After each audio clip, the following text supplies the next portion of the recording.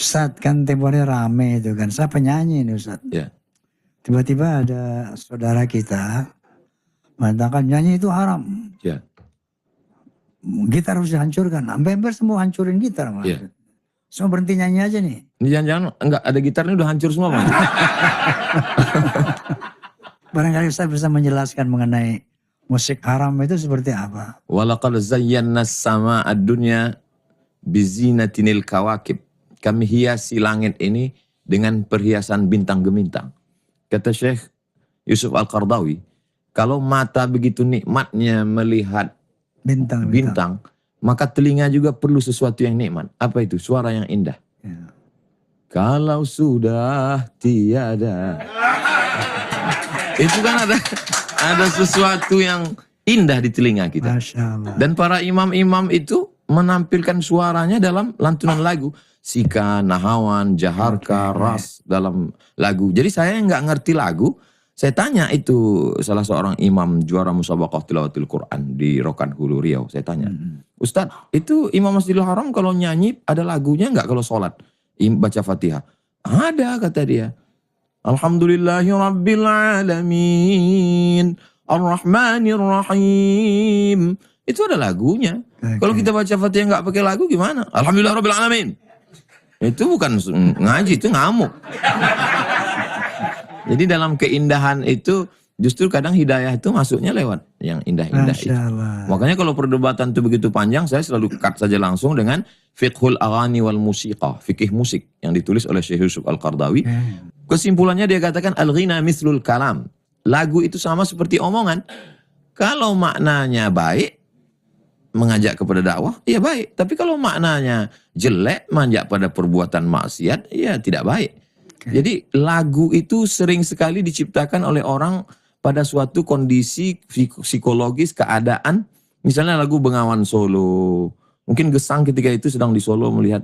Lalu kemudian muncullah lagu-lagu maksiat, dosa, cinta satu malam, selimut tetangga. Cinta satu malam yang gimana tuh Ustaz? Nah, itu susah gitu. Kita kalau yang lagu-lagu haram ini susah ingatnya Bang Haji. Insyaallah Ustaz. Nah, jadi kesimpulannya seperti Ustaz ya, bahwa Ustaz tadi mengibaratkan bahwa Allah menghiasi langit dunia dengan bintang untuk dinikmati oleh mata gitu. Ternyata telinga pun membutuhkan suatu keindahan.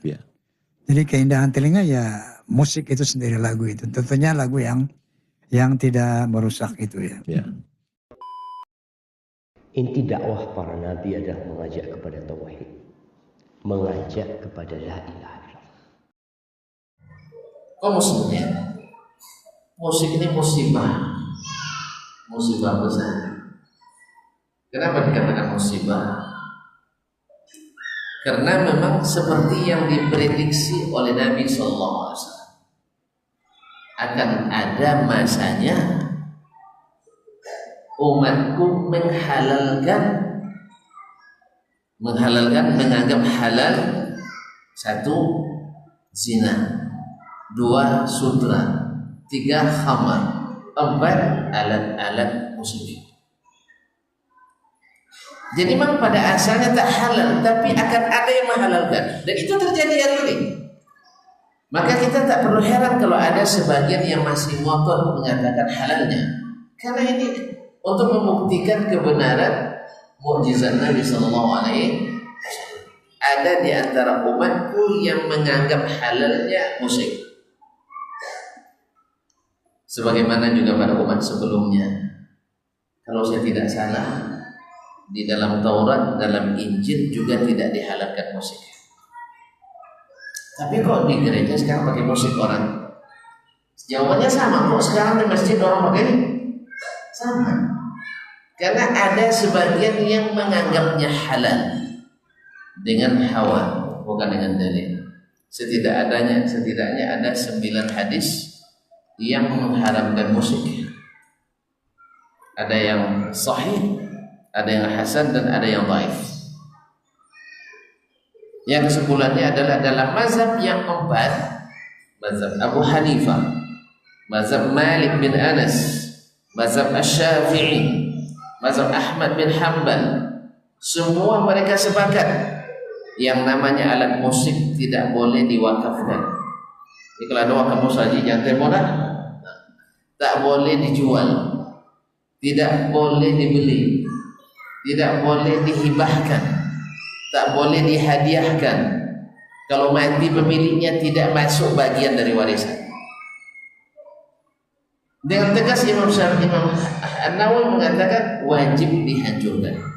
Berarti barangnya tidak dalam mazhab yang lain.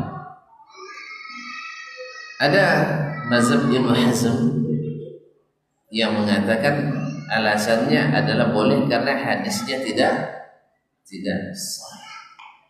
Tetapi Ibnu Hazm sendiri, ada puluhan ulama hadis besar-besar, di antaranya Imam Al-Bukhari, Imam Ad-Daraqutni, Imam Al-Baihaqi, Imam Al-Barqani, Imam Ibnu Sakan, Imam Ibnu Hajar Al-Asqalani, Imam Az-Zahabi dan lain-lainnya mensahihkan hadis tersebut.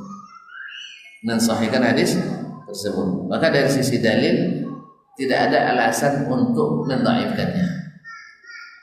Tinggal lagi sebagian mengkiaskan musik kepada suara. Suara indah seekor burung pipit misalnya, pipit sejam. Atau semua burung apa yang paling indah suaranya? Burung gagak? Burung apa yang paling indah suaranya? Lalu dikiaskan ke situ.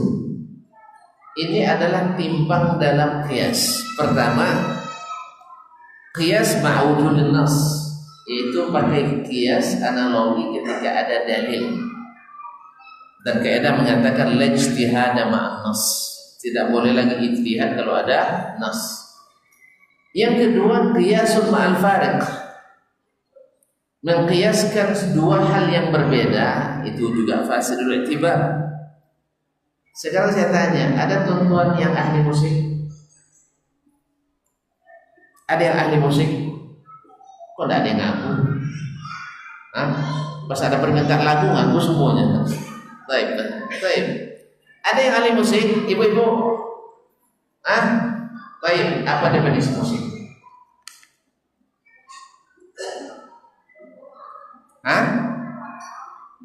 Suara?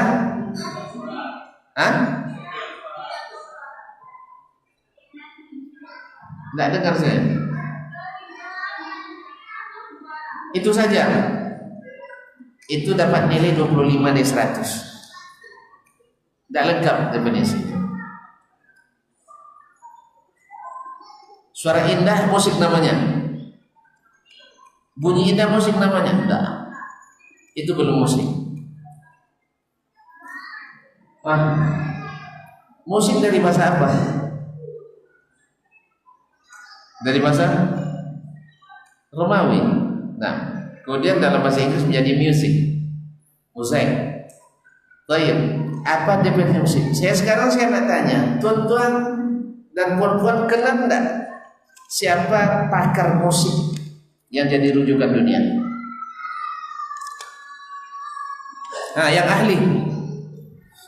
Siapa rujukan musik yang disepakati di dunianya? Beethoven, Masya Allah. Ini betul, 100.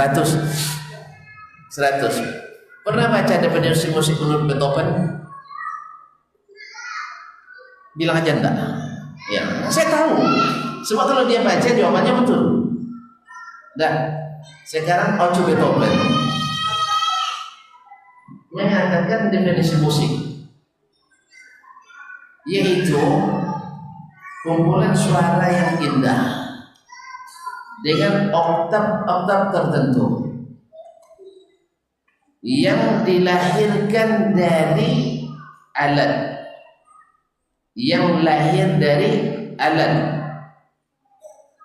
baik dengan cara meniup atau dengan memetik atau menggesek atau menabuh atau mencikam, ada enggak? Nah, inilah yang dinamakan musik. Kalau hanya mengatakan suara indah itu musik, salah. tidak lengkap. Jadi yang namanya musik suara indah dengan oktav tertentu yang dilahirkan dari alat. Sekarang pertanyaannya, burung mengeluarkan suara pakai alat? Tidak. Saya bersiul pakai alat? Tidak. Jelas? Jadi masalahnya di alat. Dan hadis Nabi tidak bohong. Yang Nabi haramkan itu alat, bukan suara. Yang harus diharamkan adalah alat tadi, al-ma'azif, alat gesek. Oleh sebab itu setiap pendapat yang mengatakan mengkiaskan ke suara yang indah ini tidak, mohon maaf ya, tidak lengkap. Kalau tidak mau dikatakan tidak jujur dalam mendefinisikan musik. Sebab apa? Kita selalu membuat hukum dulu baru cari dalil. Bukan cari dalil dulu baru ada produk hukum. Itu masalahnya. Sudah terlanjur dinikmati dan disukai, sehingga kalau disebutkan secara terus terang nanti kita tak disukai. Saya juga beresiko nih menyampaikan ini, setelah ini tak diundang lagi. Ada resiko nih, saya paham.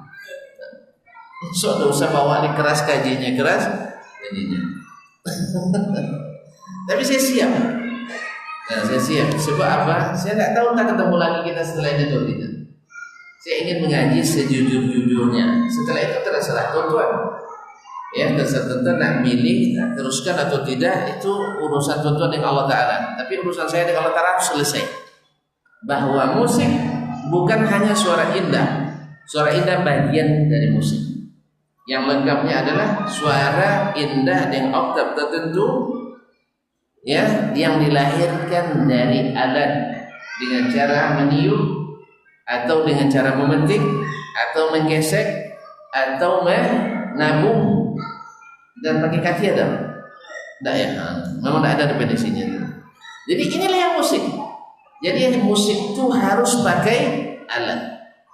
Makanya ketika ada yang mengatakan yang pakai bunyi musik yang pakai suara, apa istilahnya itu kapela. Saya mengatakan ini tak masuk dalam spesifikasi musik karena tidak pakai alat. Walaupun bisa saja haram karena meniru-niru yang diharamkan.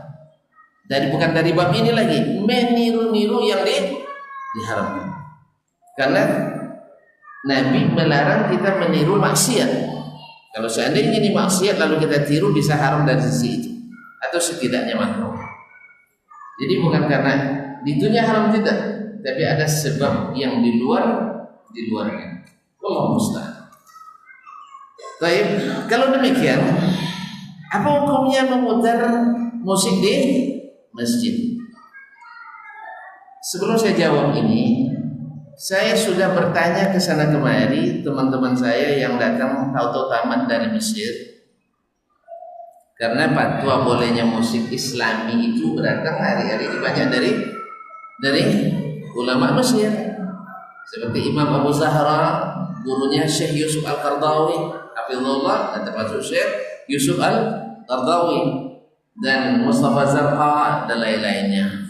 Dengan alasan yang tadi. Tapi saya sudah jelaskan mereka tidak sempurna menyebutkan definisi. Kemudian pakai kias yang tidak sesuai dengan kaidah usul fikih. Oleh itu kaum muslimin dan muslimat, saya tanya, di Mesir sebagian ulama bolehkan musik. Ada tidak pernah musik diputar di masjid? Di Mesir ya. Saya sudah tanya banyak, semuanya menjawab tidak ada musik diputar di masjid. Berarti orang Mesir masih paham bahwa musik bukan tempatnya di masjid. Walaupun ada yang membolehkan, tapi tetap masjid wajib steril dari musik. Kalau ada yang putar karena suka, ini dosa dia. Ya. Dan seharusnya masjid tak dijadikan. Masjid itu didirikan untuk zikrullah. Dan musik bukan zikir. Musik bukan zikir. Masa berzikir dengan durhaka pada Allah Subhanahu wa taala?